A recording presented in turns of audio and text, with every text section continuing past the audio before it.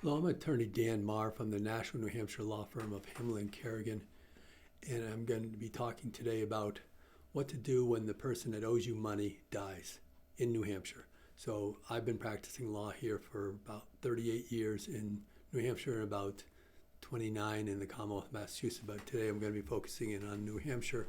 And a person that owes you money, maybe they're a guarantor of a lease that you have a lease with. Maybe it's a consumer debt that they owe. Maybe it's a loan that you gave to them and they passed away, or just a vendor that you have a personal guarantee firm and the customer passes away. So we're going to talk about that. First thing you want to do is, if you find, when you're learning about this, is find out whether or not they opened up an estate. You might be in a litigation. If you're actually in a litigation, somebody on the behalf of the defendant debtor, being the person that passes away, should be doing something called a suggestion of death. There's a pleading in the court saying this person died, so you can't go after them individually anymore.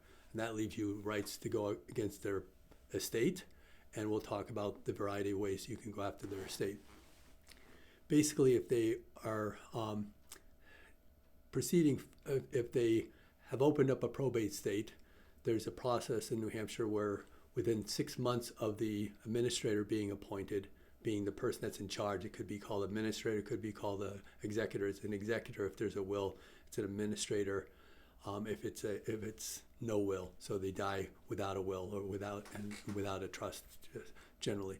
So, and you also can call them administratrix or executrix. But in any event, those representatives, once they're appointed, you have 6 months. Within the first 6 months, you give a demand and you explain your debt and you see whether or not the executor or administrator agrees. If they say we approve it and we agree, we acknowledge that's a valid debt, then it's a question of, is there enough assets in the estate to pay off of that? But you've met your obligation there. If they haven't done that by that time, either they don't respond or not within that 6 months, the next 6 months to a year. So within a year of the estate administration, you're supposed to file suit, and you file a suit against the estate.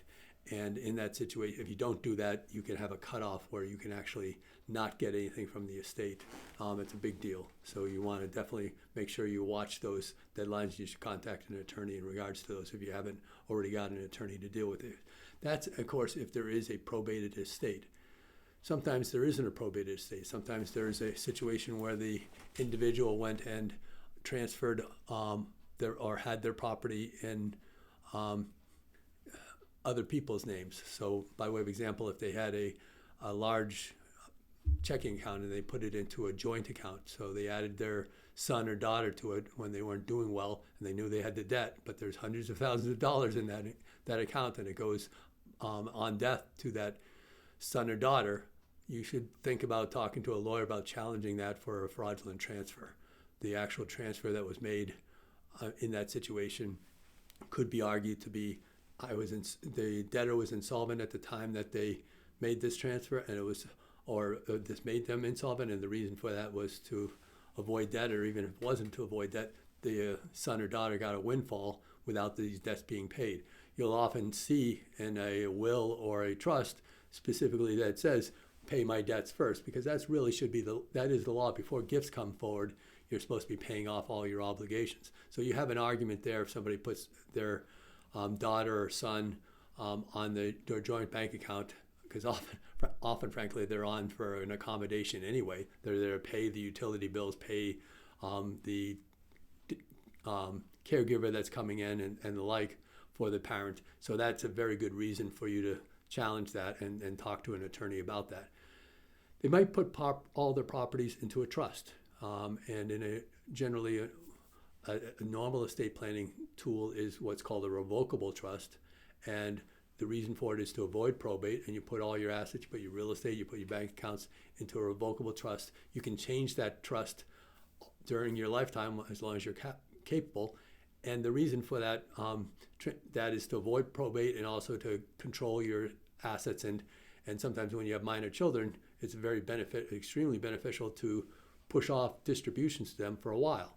It becomes irrevocable upon their death, on the person's death, but it doesn't mean that you still can't challenge that if the trust doesn't already state that you pay off your debts, and it generally will, but if it doesn't say that, then you should be challenging that as to these distributions to the children, to other people, without you getting paid first. Even if it's a distribution, a charitable donation to a charity, they don't get to make donations until they pay off their legitimate debts. So talk to an attorney about that. I've dealt with these issues for quite some time. I've been, again, practicing law for 38 plus years, and deal with it both in New Hampshire and Massachusetts, but here I'm talking about the New Hampshire process. I'm Dan Marr, 883-5501, 603-883-5501. You can also check out our firm website, NashvilleLaw, all one word, .com, nashvillelaw.com, and click on my blog, and then from there, click on my bio, and from there you can click on my vlogs that are identified by topic, and I've done them weekly for quite some time, so there's a lot to pick from. Look forward to working with you if the opportunity arises. Thank you.